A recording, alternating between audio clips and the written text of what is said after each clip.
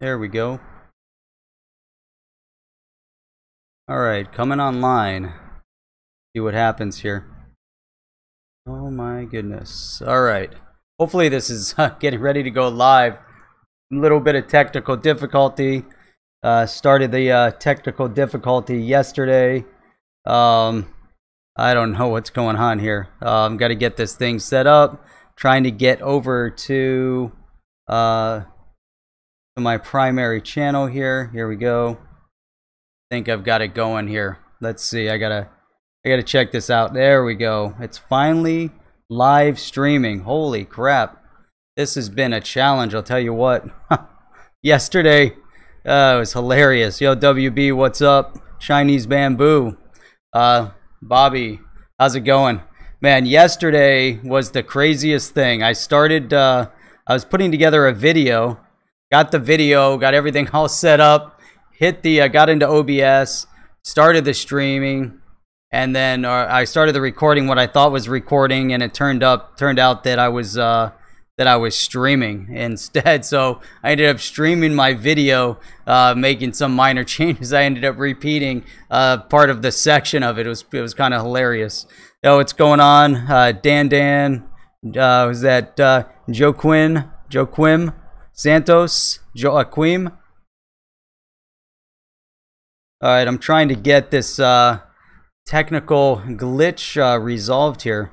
Man, so I start today. I had scheduled the stream. I'm trying to work and trying to figure out some of the settings, and the settings don't always work the way you want them to work. So, anyhow, let's see what we got going on here. Alright, so, man, there's so much going on.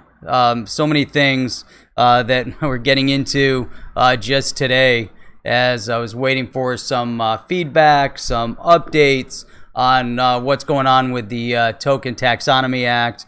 And I had already, kind of put together the ideas. I wanted to do a video and really do a live stream discussion on government regulation. And it's so important right now. So many of us are really waiting for the government regulation to kick in. We're waiting for regulatory clarity. And man, there's just so much happening. It's such a we need regulation bad. That's right, man. It's getting crazier and crazier. And what's amazing though, as we what just happened? My whole thing just froze up. Can you guys hear me? Let's see. Technical issue after technical issue. Let me try to switch over here. Nope, everything's frozen. That's weird. Can you guys still hear me? I'm just kind of frozen in place on the video. Alright, yeah, I don't know what's... let me see if I can transition out of it. It's really weird. The OBS just froze up. Hang on a second. See if we can... Nope. Oh, you know what? I just unplugged my camera. Hang on a second. That's what it is. Give me 1 second here. Sorry about that, guys. I don't know how I reactivate the camera. There we go. Holy cow. Anyhow, let's see if that'll kick on here in a second. Yeah, the video, I froze the video. Knocked out the plug. Man, I don't know what it is. I feel like I'm being sabotaged with my internet connection, everything else. I doubled the speed of my connection a week ago, and it seems like ever since I've doubled the speed, things have gotten worse. So I don't know what that's all about. So anyhow, let me get into this. If the audio comes through bad, let me know, and I'll see what we can do. So anyhow, to get started, let me just put in just a little plug in on what's going on with the effort on helping with the Token Taxonomy Act. And so one of my really my key passions is always been political. So I've been very politically active. However, once I saw the regulatory needs, and I've seen bills being proposed. And last December, when I saw the Token Taxonomy Act come in, I said, you know what? We got to do everything that we possibly can to see that come to fruition. It's so important right now for this space. And so I started reaching out, started doing some grassroots. It could very well be the deep state.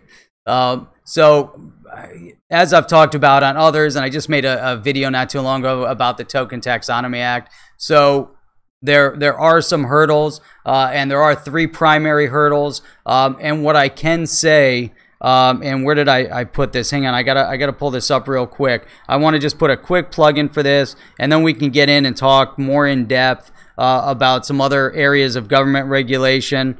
Let me just pull up this note. This is, so I've been keeping in touch directly with the office over there. Let me see here. Hang on a second. This was important. Let me scroll up here. Okay, so right now there are 3 primary, really, when I've been emphasizing and really focused in on the outreach, the grassroots effort, and it's so important. It's so critical, and really the grassroots effort, reaching out to congressmen or congressional representatives in the different districts, definitely 100% helps. Right now, what's happening from the Token Taxonomy Act side is that they're working towards getting the co-sponsors in place. So that continuous outreach to the Financial Services Committee, that's where it's sitting right now. That's exactly where it needs to pass through with everything else that's going on. And obviously there's a ton of other things that have been pulling the focus and the attention of many of these congressional reps away from what's really needed in this space specifically.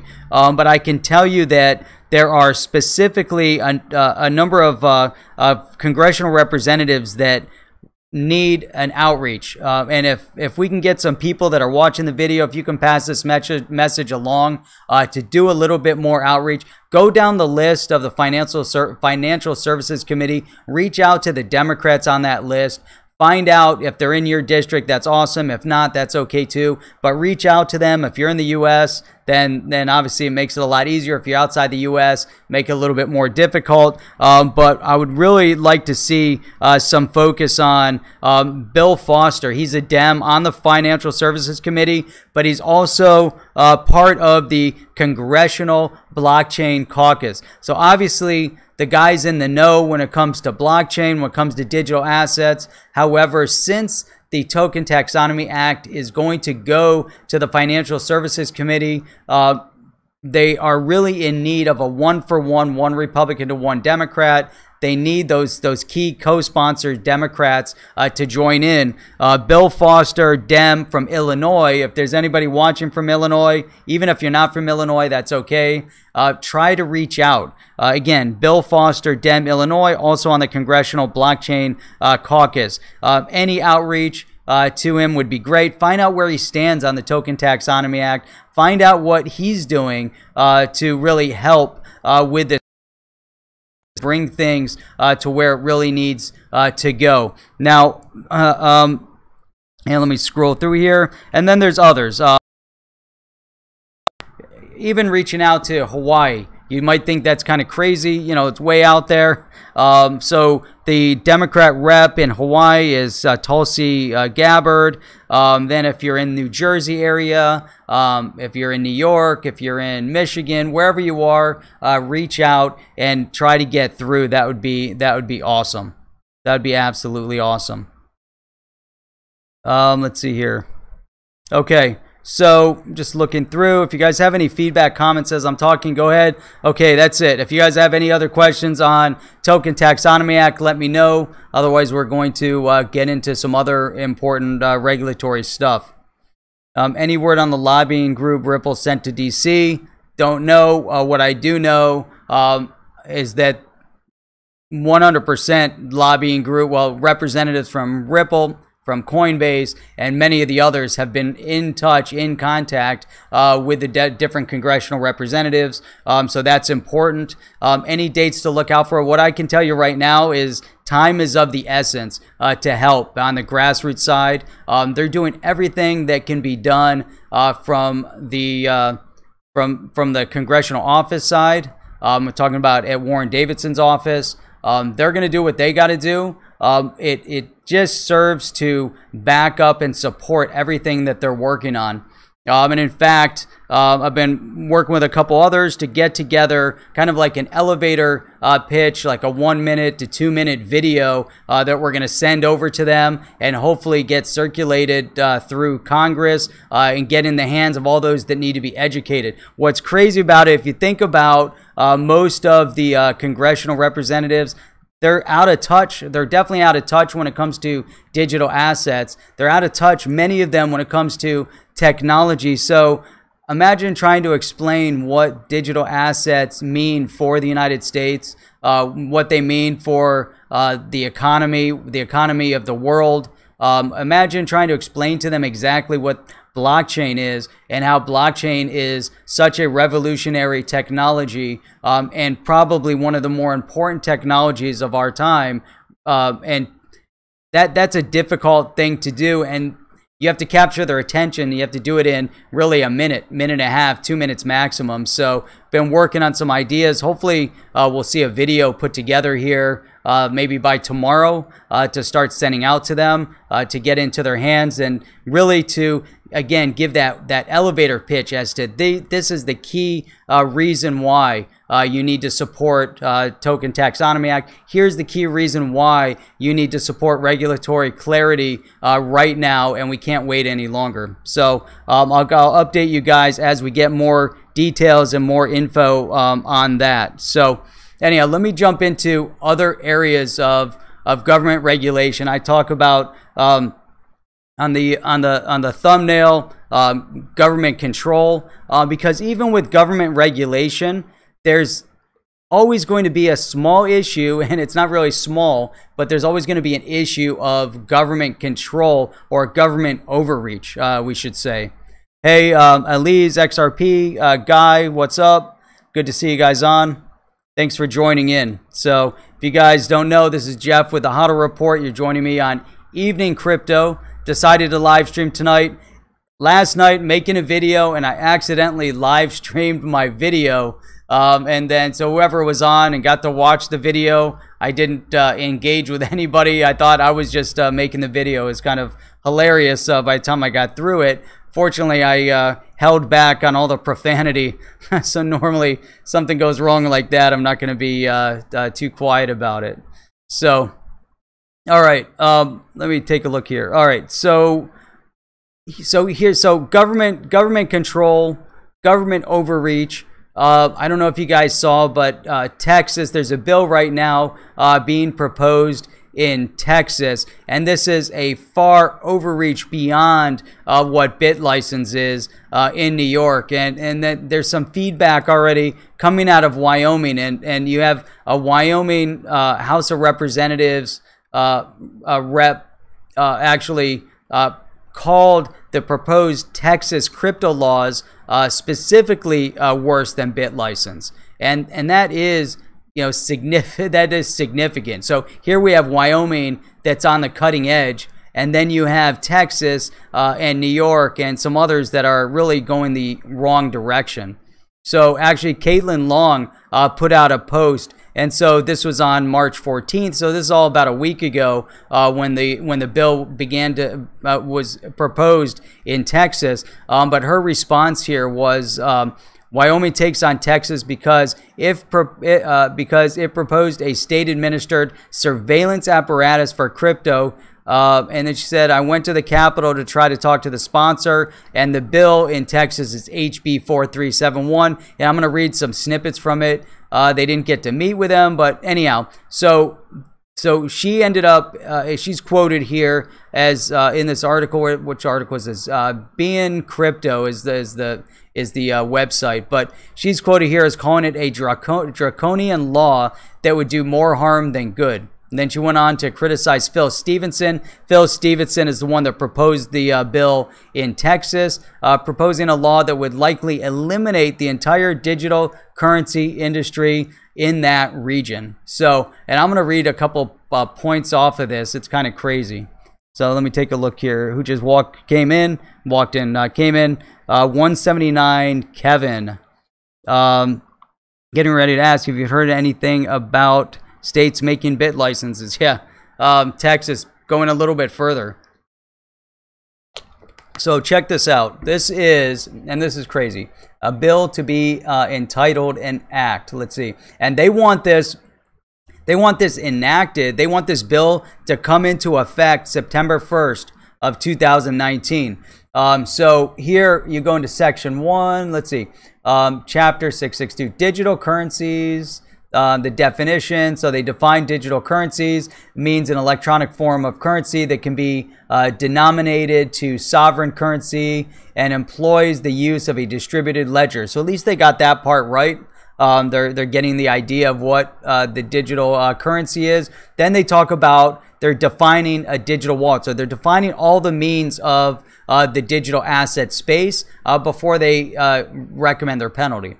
So the digital wallet means an electronic device or online service that allows a person to pay for transactions using digital currency. Then they get into distributed ledger. Means a structured data representation that grows only by appending new data. That goes on.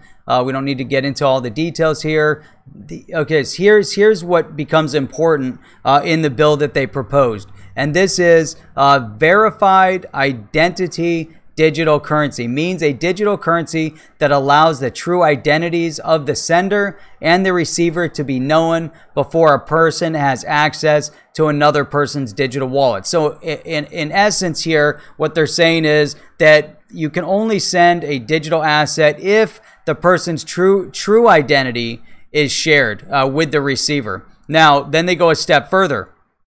How are you going to verify the identity of the sender? So verification of identity required. Before accepting payment by digital currency, a person must verify the identity of the person sending payment. So now they've really taken out the entire concept of simplifying and speeding up the transaction process. They're building in a layer that isn't even relevant if you're sending somebody a credit card necessarily. Now, obviously, you're in control of your digital asset. There's only that you're not.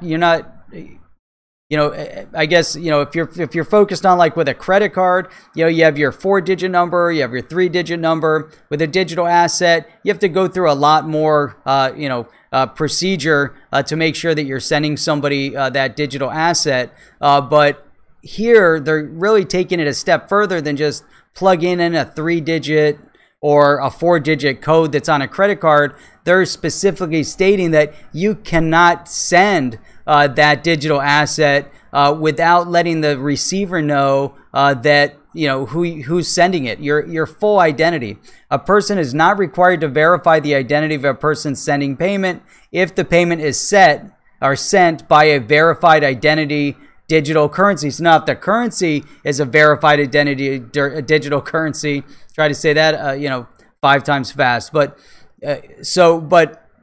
they're at that point, they're not required to ask the identity. I mean, this is kind of crazy. So this state law, this state may not use a digital currency that is not a verified identity digital currency.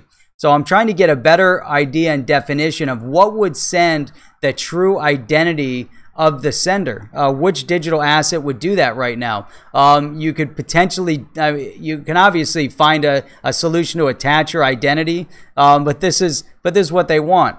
So then we go, let's see, verified identity digital currency awareness. The Texas Department of Banking, Credit Union Commission, Texas Department of Public Safety, and State Securities Board shall collaborate to encourage the use of verified identity digital currency. So the question is, what's going to be the penalty and how are they going to restrict an individual from using a non-identity digital currency. And if you do use a non-identity digital currency, there's got to be some form of penalty. So, and they're not really stating exactly what that is. The privacy coins, yeah. So, and they're going up, and in this case, they're going away. If it comes to Texas, if Texas passes their law, forget about privacy coins altogether. And so, really, this requires more definition.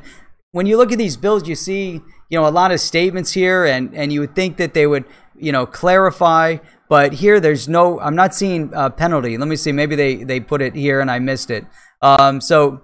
The agencies listed in subsection A shall provide tools for people to distinguish a verified identity digital currency from digital currencies that allow users to remain anonymous. So now all of a sudden, the Texas government Department of Banking, their Credit Union Commission, the Texas Department of Public Safety, and the State Securities Board are now all of a sudden in a position where they're able to provide tools for people to distinguish a verified identity digital currency from one that isn't. So now you're online. So what software is the Texas government going to write that's going to allow you to now identify whether or not you have and be able to distinguish a verified identity digital currency from one that's not? Now, verified, you could say, any non-privacy coin could theoretically, based on what they're saying here, be considered a verified identity. However, it's not sending your true identity when you send the transaction. So it's sending the wallet address,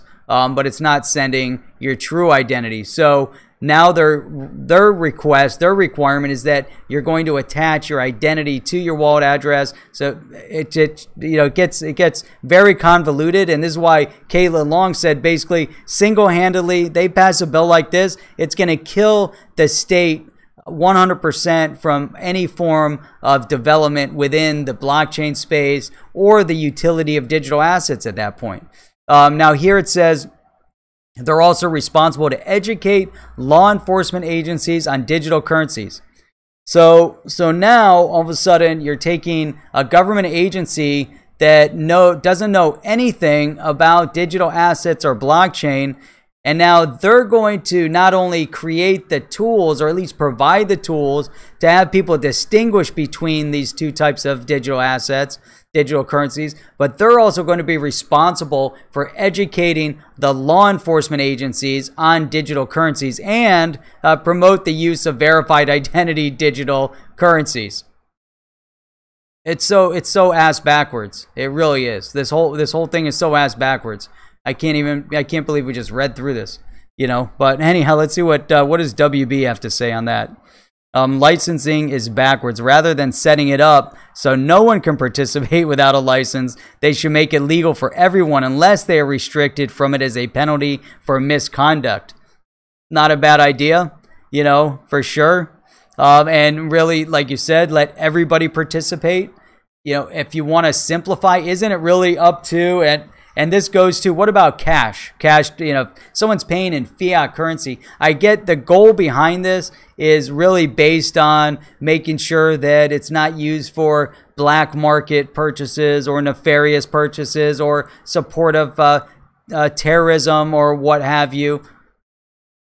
Congress already passed specific bills related to making sure that the federal government was monitoring and establishing committees to track the use of digital assets for nefarious purposes. But fiat currency is the currency of the black market and nefarious purpose. So, and 100% untrackable when you use fiat currency. So what sense is it when you're using a digital asset right now that does have a trackable address, that in using the right tools, they could track that back, and we have seen that they have been able to track some of them back to some of the larger issues that we've seen in the space. But this is just so ass backwards. You know, it doesn't make any sense. And then on the other side of it, you've got Wyoming. And so Wyoming tore into this, and they really tore into it aggressively,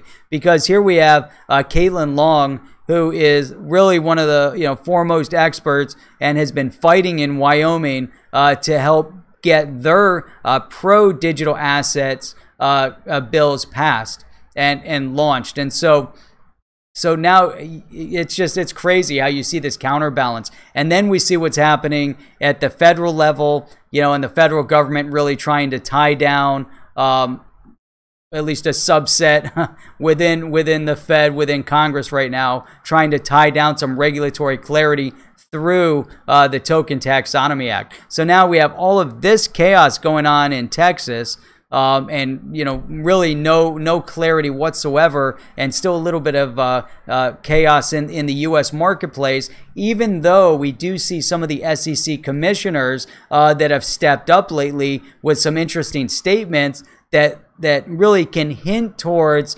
regulatory clarity. And even one of the SEC commissioners had hinted at or stated that we're going to see a crypto spring soon. So those are pretty big statements coming out of the SEC, where we see a number of friendly voices within that space towards digital assets. Then you have Texas. Then you have New York. Then you have whatever other states are going the opposite way. But what's crazy is that when you look at it from a global perspective, the U.S. is definitely slipping behind at a rapid rate in terms of regulatory clarity, in terms of government taking action to protect the space, to make sure that the economy, the digital asset economy, that the economy that the blockchain is developing, the technology, that they're really protecting that space and allowing it to develop, allowing it to flourish, and allowing the state and the country and the citizens of that country to truly benefit from what this technology is creating. And imagine the number of jobs that it can create. So yeah, and actually Stevenson is a Republican, so it makes absolutely no sense. And that was really a little bit shocking. Actually, here it says Lyndon, and I didn't see his name on there, but Stevenson is definitely on there on the bill. But Lyndon and Stevenson, both Republican leaders, nevertheless, they were both sympathetic to the cryptocurrency industry and promised easier and simpler policies in Wyoming. Wait a minute.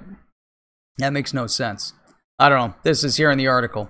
So let's see. Yeah, Stevenson's name's at the top. I don't know.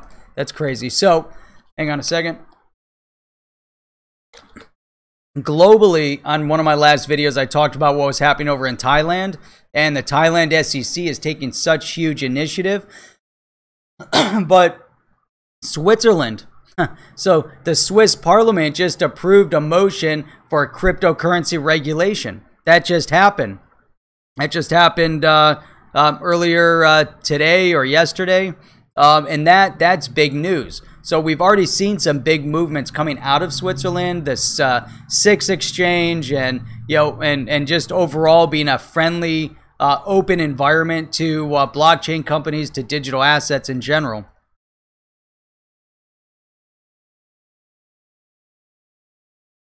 Now 179 Dash. Did you end up getting? Oh, you haven't got any. Your dad has Dash. I haven't even honestly. I haven't looked or haven't bought any of the privacy coins at all. Man, I'm looking at my video on this other laptop and everything's super blurry. Hopefully the voice is coming through okay. So the Swiss parliament, again, approving a motion for cryptocurrency regulation. The reason why this is so significant and definitely serves as a counterbalance to what's happening over here. Let me see here. Hang on a second. There we go. I pulled up their website and pulled up the bill and now I'm trying to get it in English. I don't know what's going on here.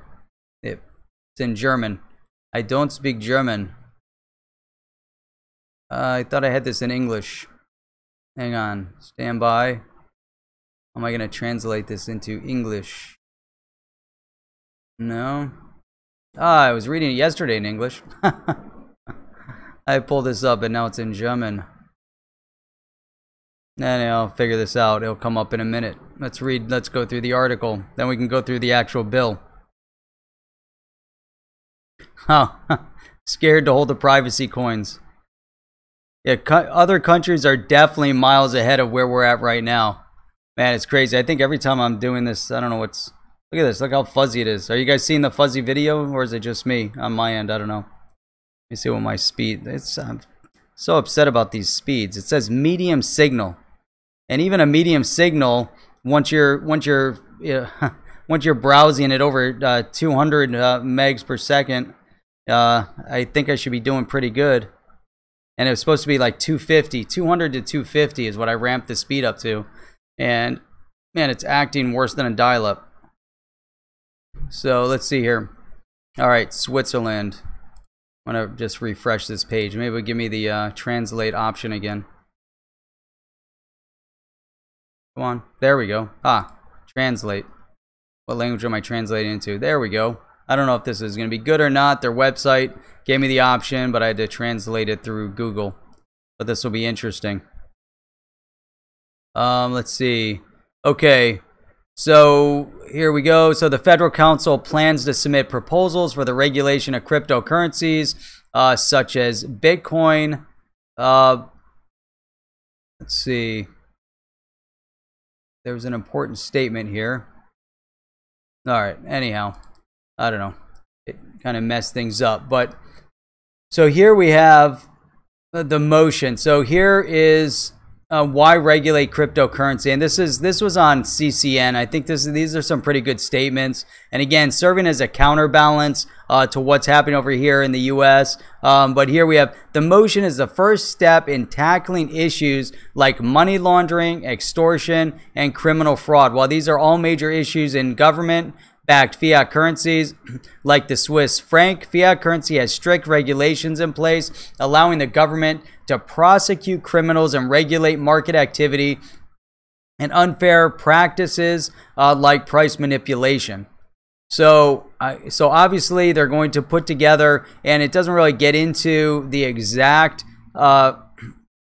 regulation that they're putting into place. But the key here is that in Switzerland, they are working towards making the space completely digital asset friendly. And it says right here, right in the beginning of the article, Switzerland has long been recognized as a leading hub of blockchain and cryptocurrency technology, and the Swiss town of Zug, which is now referred to as Crypto Valley. So there's so many companies that have been flocking to Switzerland, so many companies that have been fleeing the U.S. territory because of the unfriendly attitude towards them. Now, this is interesting, too, because this bill passed with a 99, or the motion passed with a 99 to 83 vote.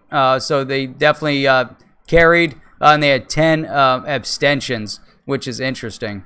So I would love to really get more into exactly what's going on in Switzerland, especially as you see different areas within Switzerland that are becoming more and more digital asset friendly. So I don't know. Let's see what we got here. All right, here it is. Okay. See if it okay, that was, so this was, they were kind of quoting what was in the proposal, in this motion. I can't believe it doesn't open all the way. So strange. I wonder if it's because I had to translate it on Google instead of on their website. But it was important to close gaps in protection against abuse. Cryptocurrencies could be issued to anyone with a decentralized, cryptographic-based peer-to-peer data network. A large part of the cryptocurrencies is completely anonymous, which favored extortion and money laundering. And so this is right on the Parliament website over in Switzerland. It should be clarified how the risks could be contained and whether the person responsible for the cryptocurrency trading platform should be equated with the financial intermediaries and subject to the financial market supervision. So at least they're taking a step in the right direction. That's all we can say on that one. So But this was really, I thought this was important. You know, I thought it was critical to go through all of these different aspects. I was gonna save, you know, when I'm doing the live streams on Saturday mornings, I do a section on government regulation, but I really thought there was enough to talk about, you know, and showing this counterbalance, showing what's happening over in Texas. And I think we all have to be extremely vigilant at the state level to really identify what's happening in the marketplace. So if, you know, if we kind of take the attitude that, you know, let the state government to kind of do what they're going to do, let the U.S. Congress do what they're going to do, and we don't get involved, and we don't kind of put the initiative forth to really help educate, help clarify, however you want to phrase it. But what I can tell you, if you guys are in Texas, then I would suggest becoming extremely active as you possibly can, to make sure that they do not pass this type of a bill that we just read, this HB 4371, and make sure that that bill does not get passed through the state house in Texas. And if it makes it through the state house, then you got to stop it in the Senate. But this is so critical. So, and this all really circles back to even being active within the U.S. Congress, and really making sure that we're helping, that we're educating, and that we're doing our part. I can tell you that as all of us, you know, we're involved. We're either watching YouTube videos, we're engaging in conversation, we're engaging on Twitter, making YouTube videos, whatever it might be. We have significantly more information about digital assets and the digital asset space and blockchain companies than the vast majority, if not all, of those that are representing us right now in government. So let's see what WB has to say here. Digital assets are our commodities, property. Property rights are supposed to be respected in the USA. You can't have life, liberty, and the pursuit of happiness if you can't spend your own money on it. Exactly, 100%. Which it's interesting too, because as all of these things are happening, I gotta find this one. Hang on a second. And this really has nothing to do with digital assets. However, it has everything to do with property rights. And so let me pull this up. Where was it? This is what's actually being discussed right now in the Florida State House. And it's kind of crazy because you figure here's the state of Florida is the vacation capital of the world, and yet there's two bills being proposed right now to block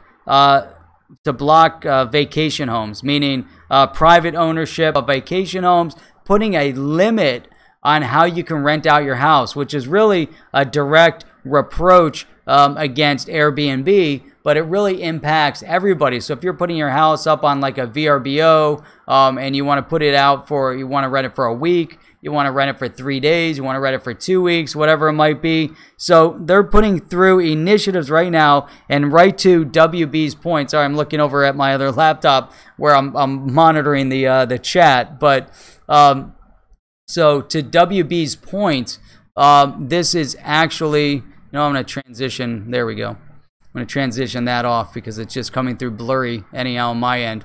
But to WB's point on this, private property rights. So this is, there's two bills being proposed right now in Florida. SB 824, and again, they don't have anything to do with digital assets, but they have everything to do with ownership rights and what you can or cannot do with your property. So the first one, SB 824, private property rights of homeowners. So this has to do preempting the regulation of vacation rentals to the state, requiring each person applying for a vacation rental license. So here they are pushing again for a license. So we talk about, you have the BIT license in New York, and what's the real purpose of a license other than providing another means of revenue for the state? It doesn't really help.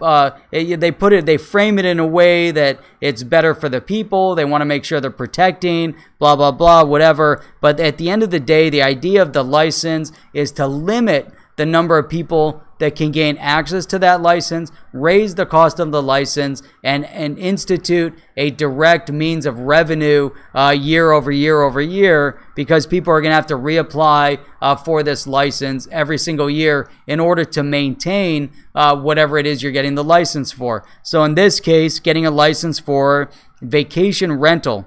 And this is crazy. So, and it falls under, of course, the pushback would come from the hotel industry, restaurant industry. So when we look at the space with digital assets, and we're looking at the pushback from, let's say, JP Morgan as a good example. I think that's perfect. You know, and they throw out their JPM coin. And all the FUD they're spreading, or in Forbes, and you see the fake articles that they're spreading on Forbes, and then you look at it and you say, okay, obviously, they're pushing back because they feel like they're losing something. So are the banks beginning to lose their stature in the community because with Ripple, with XRP, with RippleNet, with this new IBM WorldWire, are banks no longer going to have that position to fulfill the cross-border payment space? They know they're on notice. So here you have the hotels and restaurants, Department of Business and Professional Regulation. So obviously the lobby is strong from the hotel industry and the restaurant industry, as they want to regulate and make it so that people have to get licensed. Then they want to step further. And this is exactly why you have to be careful of government overreach, because government overreach goes exactly to the point that WB just brought up, which is property rights. And property rights meaning that you have the right of ownership, and you have the right to do with your property as you please with your property. Obviously, if you live in a gated community or whatever, there's certain rules that you're going to abide by because you live in there. But for government to place a specific imposition on you because of the need for licensing. So now the next part of this all this is so relevant. Because an Airbnb is, let's call it a decentralized form of hotels. You have Uber, a quote unquote, in this case, a decentralized form of taxi. And then you have the digital assets, obviously, a decentralized economy. And so here you see that the legacy systems, the legacy providers are fighting back and trying to maintain their significance and their relevance in the marketplace. So here you have Bill HB 987, vacation rentals.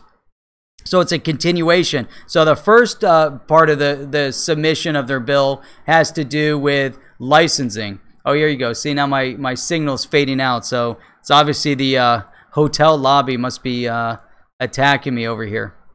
So it's kills me that the signal fades out like that. So here you have HB 987, vacation rentals, preempts to state regulation of vacation rentals with exception, revises application requirements for vacation rental licensures. But here's, where is it? It wasn't on this one. All right. But anyhow, this is the bill that actually puts a limitation on how long you can rent out your property as well. So they're trying to put in regulation that you can only rent out your property one time per month, and they're trying to pass specific bills. And actually, there was a court case that just happened. So as you have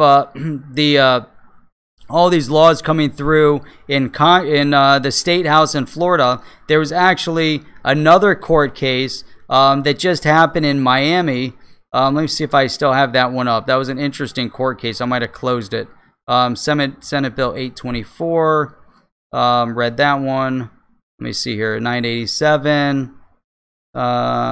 Shoot, where did I do with it? I had this good court case that was up. But anyhow, so it ended up that it went to the court of appeals, and it was in Miami, and the city of Miami ended up going after it, and they put in their requirement and regulation as well. So further government overreach. So they put a stipulation that you can only rent out your property one time per month. So they're trying to nullify and kill an Airbnb or a VRBO or whatever it might be, and they're using as an excuse. They try to use the excuse of a spring break. That, it's bringing too many crazy people to the area, the young kids, causing issue.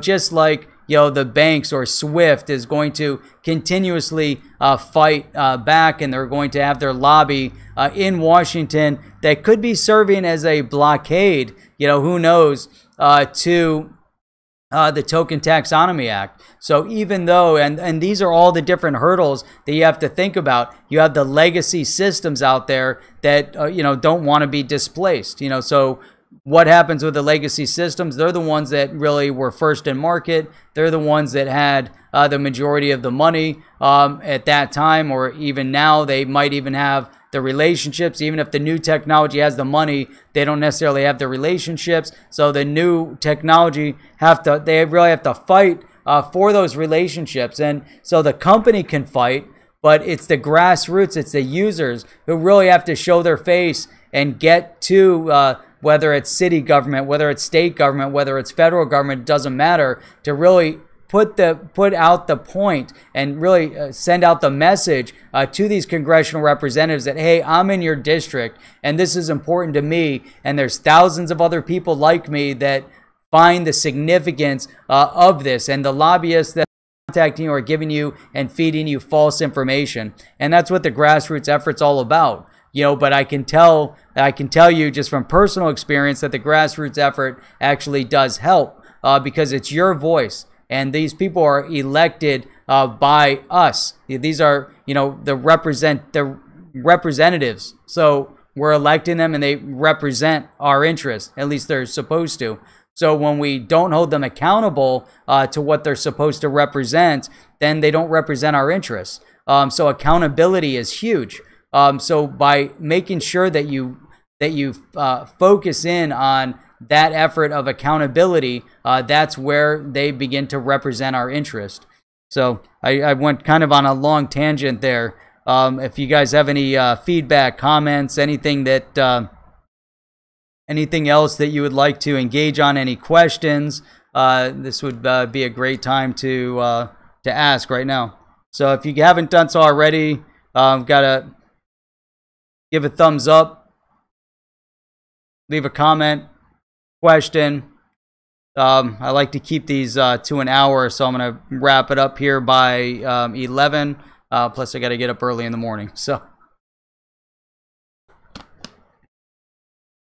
anyhow, if there's no specific questions on this space, I'm going to wrap it up a little bit early. I definitely look forward to seeing you guys Saturday morning at 8 a.m. for another live stream. I'm really glad that you guys took your time out to watch, to engage a little bit on this live stream, even though I keep getting a little bit of technical glitch here and some freezes. So let's see. Oh, WB just threw something else out here. No one really asked what we spend our cash on. Exactly. You know what? That's the point, and that's the point that needs to go to the state house in Texas. That exact statement is that nobody is asked, nobody monitors, nobody's making us provide ID or, every time we go and spend cash. Even if I'm gonna, if you own a store and I'm gonna use my credit card, nobody asks for an ID. Nobody even looks at the signature anymore. Just you plug it in, put the chip in, and you use the credit card. What if those credit cards were stolen? Nobody's going to know at that point if it hasn't been reported.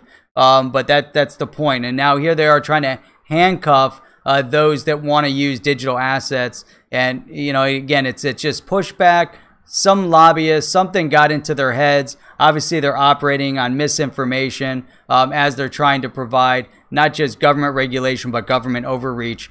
So that is really the theme, and the further theme and message beyond that is make sure you hold your representatives accountable. So with that, I'm going to wrap up. Again, totally appreciate all you guys. Glad you came on to watch. and spend your Thursday evening here with the HODL Report on Evening Crypto. Look forward to seeing you guys Saturday morning, 8 a.m. Until that time, keep on hodling your crypto.